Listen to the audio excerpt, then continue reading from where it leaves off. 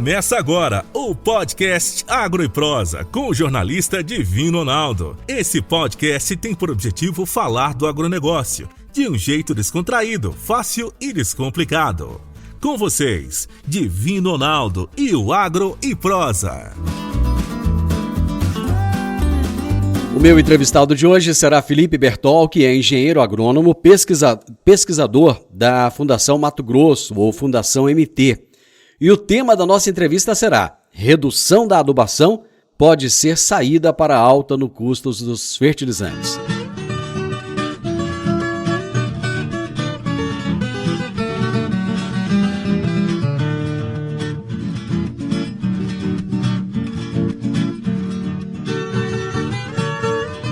Felipe, prazer ter você aqui no programa. Muito obrigado por aceitar meu convite.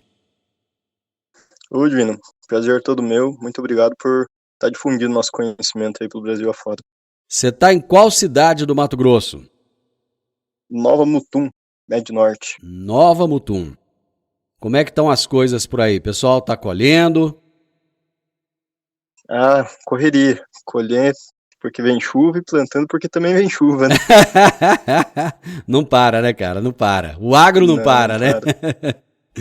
Ô, Felipe, eu gostaria de entender melhor quem é essa Fundação Mato Grosso ou Fundação MT. A Fundação MT é uma empresa sem fins lucrativos, é uma empresa privada. O nome sugere ser uma empresa pública, mas o fim é privado.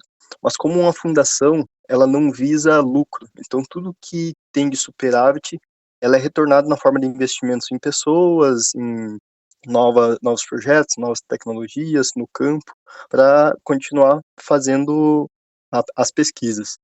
Hoje nós atuamos, essa empresa já tem 28 anos de mercado, e nós atuamos nas mais diversas áreas de conhecimento. Nós temos atualmente 8 setores, com mais diversos pesquisadores possíveis, espalhados pelo Mato Grosso inteiro. Sapezal, Parecis, Sorriso, Nova Mutum, Rondonópolis. Estamos expandindo para o Vale do Araguaia também.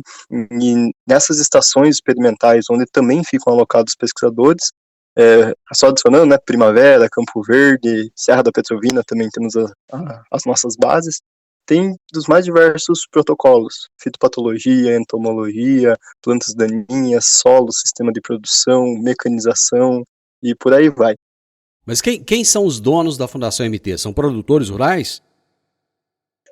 A fundação ela não tem dono, de certa forma. Elas têm os mantenedores, que foi quem fundou a fundação lá há 28 anos atrás. Então, essas pessoas, como a fundação ela não pode ter lucro, mas também não pode ter prejuízo, caso isso venha a ocorrer, essas pessoas são os mantenedores, elas têm que aportar dinheiro para fechar pelo menos no 0 a 0.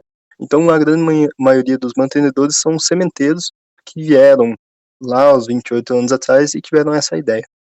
Os resultados de pesquisa da Fundação MT, eles são divulgados apenas para esses mantenedores ou eles são abertos? Os resultados que nós chamamos de independentes, né, os protocolos independentes, eles são divulgados para o meio como um todo, inclusive os mantenedores.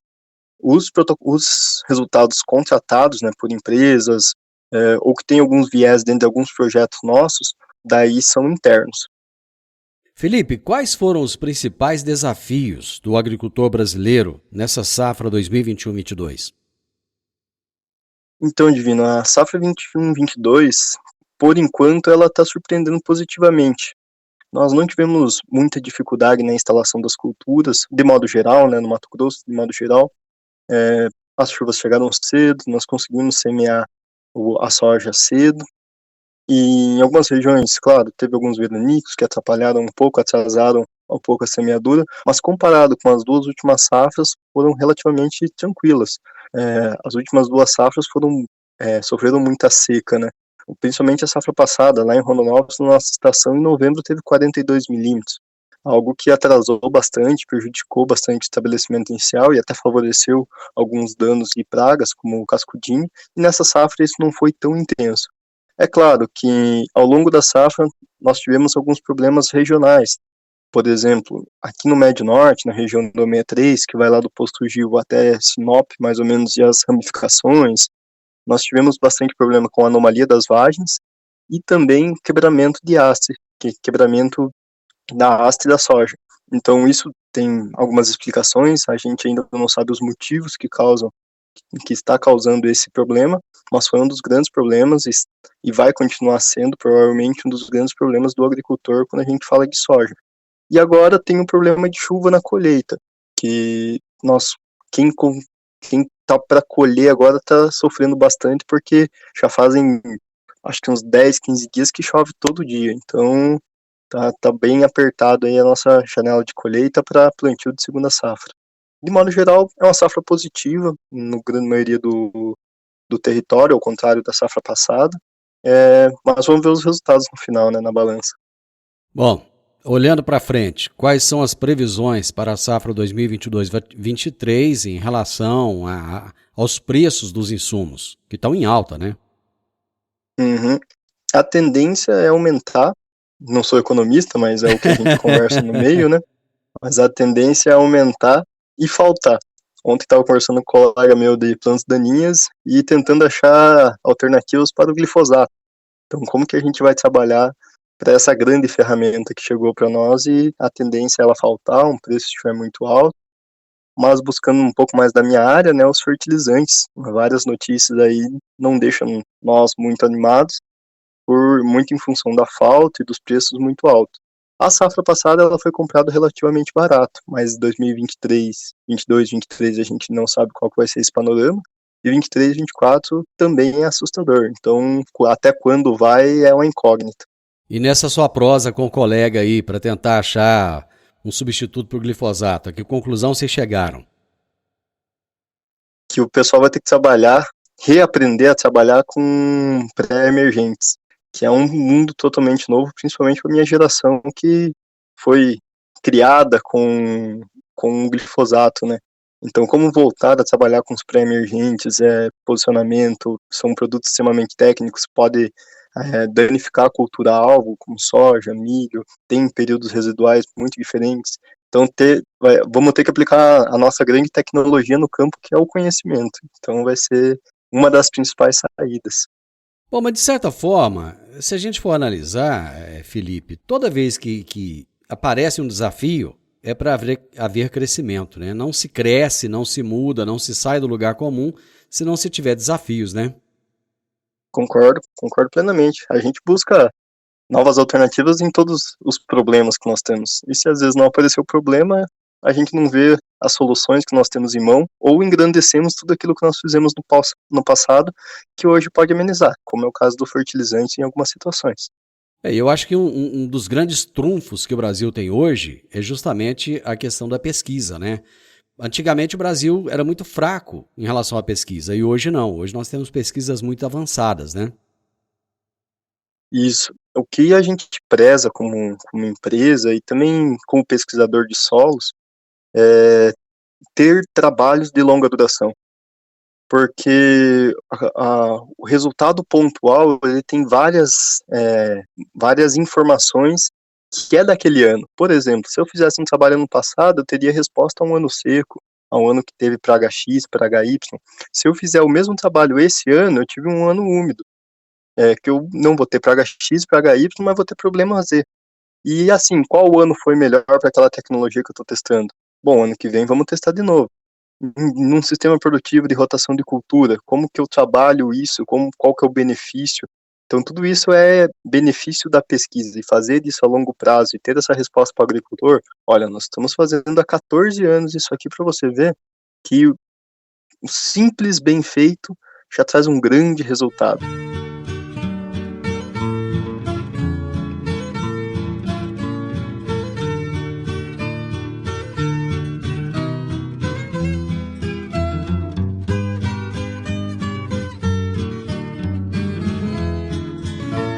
Felipe, quando chega para o produtor e fala para ele de uma possível redução na adubação, ele não vai entender que isso desfavorece o solo e que os resultados podem ser ruins? Isso é uma briga, digamos assim, porque vai pelo lado econômico e vai pelo lado da desconfiança. nós, como pesquisa, temos os resultados nas nossas escalas de parcela, mas nós sabemos, através da teoria e também desses próprios resultados de longa duração, que é possível fazer, mas leva um susto. Então, tem que ter critério na escolha de fazer, os pilares do porquê fazer, como fazer, uma assistência técnica, tem que ser muito técnico, muito profissional ao falar desse assunto. Bom, eu te perguntei do lado do produtor rural e do lado dos profissionais, por exemplo, dos engenheiros agrônomos. Quando chega e fala assim, olha, vamos reduzir a adubação, como é que é a aceitação disso? Tem que ser, digamos assim, realista e, de certa forma, não tentar prever o futuro. Porque hoje nós estamos vivendo um momento. Esse momento é possivelmente uma safra muito boa, uma venda do grão muito bom também, mas os preços lá em cima. Então, eu vou comprar um produto mais caro, mas eu também estou vendendo meu produto bem. Mas até quando isso é sustentável? Isso me leva a reduzir a adubação. Digamos que esse seja o caminho. Agora, aonde eu vou fazer isso? Como eu vou fazer isso? Aonde eu devo fazer? Aonde eu não devo fazer? É o que o profissional tem que pensar. E que, novamente, aplicar a nossa maior tecnologia, o conhecimento, a nossa formação, aonde isso vai dar resposta, no sentido de não reduzir minha adubação, e aonde eu não devo fazer em qualquer hipótese, porque aquilo ali pode ser que me dê mais prejuízos. Então, realocar recursos, na grande maioria das vezes.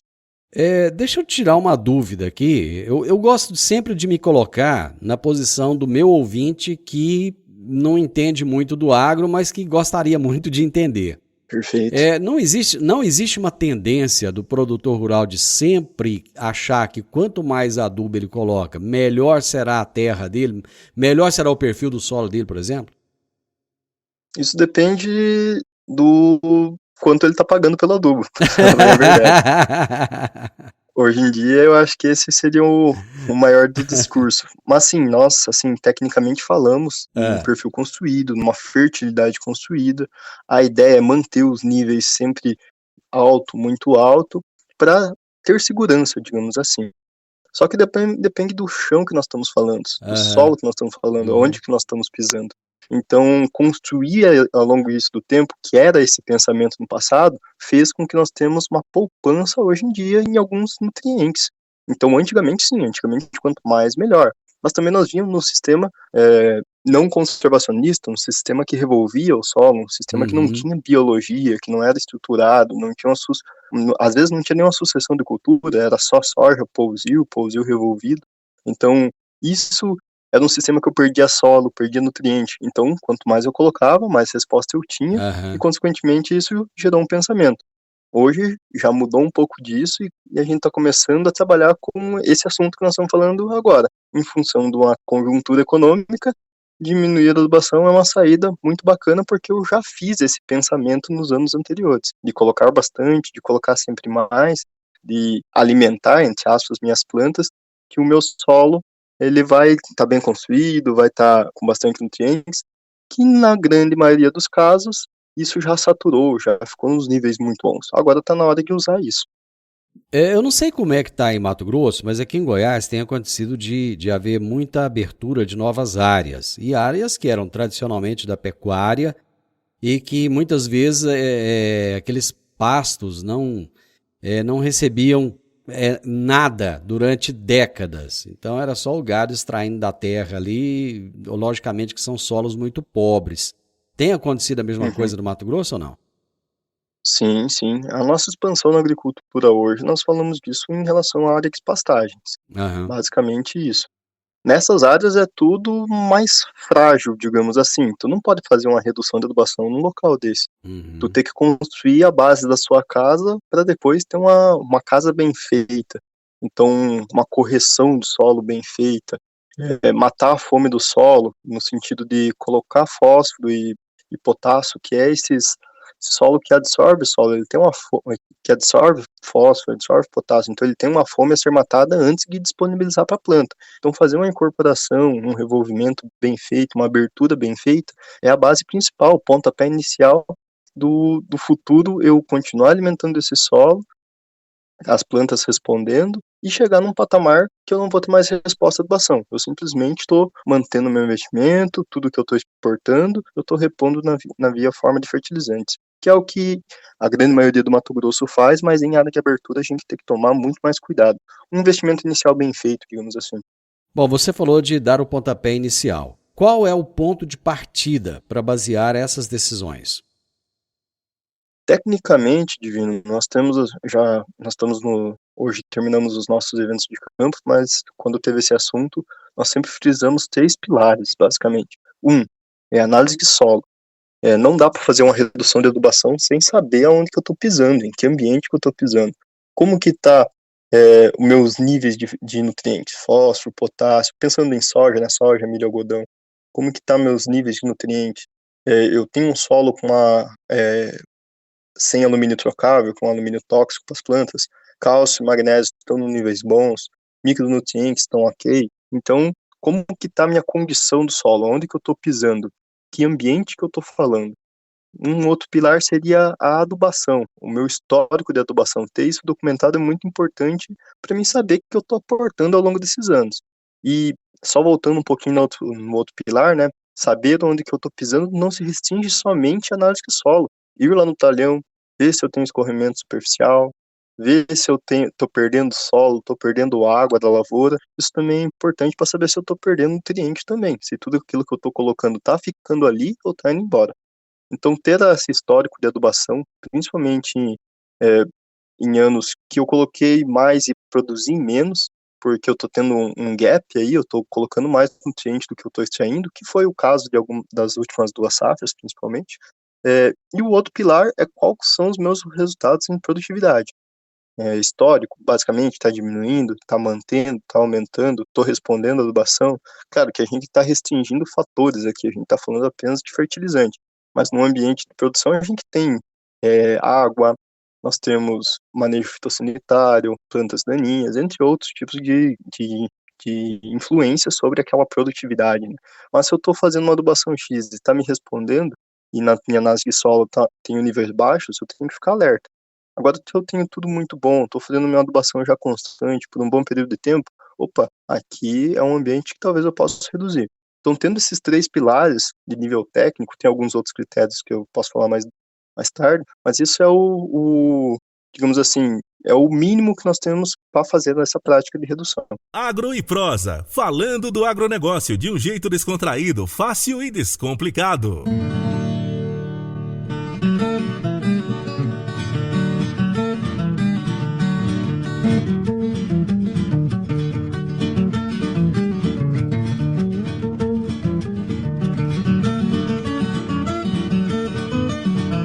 É interessante, há poucos dias atrás eu entrevistei o Joel Raganin, que é presidente da AproSoja Goiás, e ele chegou a tocar nesse assunto, Felipe. Eu achei bem interessante, ele chegou a falar a respeito da redução da adubação, que muitas vezes pode ser uma solução, quando a gente falava do custo dos fertilizantes, até porque tem toda essa questão de guerra, né, entre Rússia e Ucrânia, enfim, o Brasil é muito dependente de fertilizante, né? Quando a gente fala em assim, redução de adubação, tem que tomar cuidado, porque nós temos um solo de fertilidade construída que, através de investimentos, a gente construiu ele ao longo dos anos. Um investimento pesado, que antigamente era feito porque o solo respondia a isso. Hoje já não responde tanto assim. Então a gente pode usar aquilo que a gente construiu ao longo do tempo. O problema é passar esse solo de fertilidade construída para um solo de fertilidade destruída. Como fazer isso? Ao longo de muito tempo, eu vou fazendo redução total de adubação e isso vai começar a me limitar em algum ponto que eu vou precisar de comprar fertilizante. Agora, quanto que eu vou achar esse fertilizante no mercado é um ponto-chave. Então, é uma estratégia que dá para ser utilizada? Mas tem que tomar cuidado também. Eu posso entender isso, Felipe, como se fosse uma poupança que Pode. vai se fazendo ao longo dos anos, quer dizer, nas safras passadas ele foi fazendo a poupança, agora que ele precisa, ele vai lá tirar ali da poupança. Dá para fazer essa comparação? Depende do nutriente, mas é uma boa analogia. Por exemplo, o fósforo e o potássio em solos argilosos e até em solos arenosos, mistos, Isso funciona muito bem. Construir meu solo, tenho nível alto, muito alto, não tenho impeditivo das raízes acessar esse nutriente. Eu posso trabalhar tranquilamente com isso. Construir ao longo do tempo, hoje está na hora de resgatar, porque eu tenho a necessidade. Quanto tempo vai levar isso? A gente tem pesquisa que em solos argilosos nós demoramos 5 anos para começar a sentir, para reduzir esses níveis. Claro que depende de vários fatores. Em solos arenosos, esse tempo, obviamente, é menor, mas também não é tão menor assim, dependendo dos valores de nutrientes que você tem no solo. Então, tem toda uma conjuntura de perda por água, perda por escoamento superficial, né, por água, também a tua produtividade, quanto que eu estou extraindo ao longo do tempo.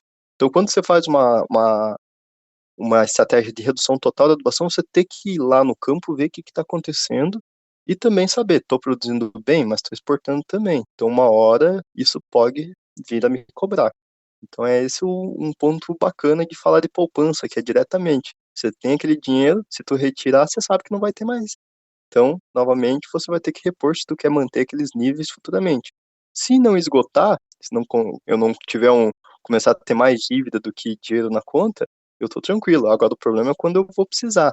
Então, se eu vou precisar de dinheiro e não tiver, aí eu vou ter que pagar juros. E esses juros podem ser caros. Quem tem produtividades mais altas extrai mais do solo? Sim, é matemática.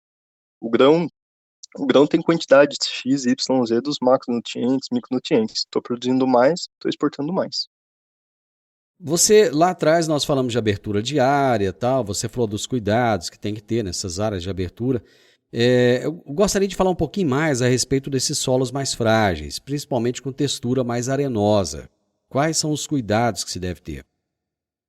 Quando a gente fala em sistema produtivo em cima de solos arenosos, é muito comum a gente falar de uma soja bem realizada, ou nem tanto, porque geralmente são áreas marginais, deixado por último, porque não produz tanto, é mais chato de manejar, e depois vem uma cobertura.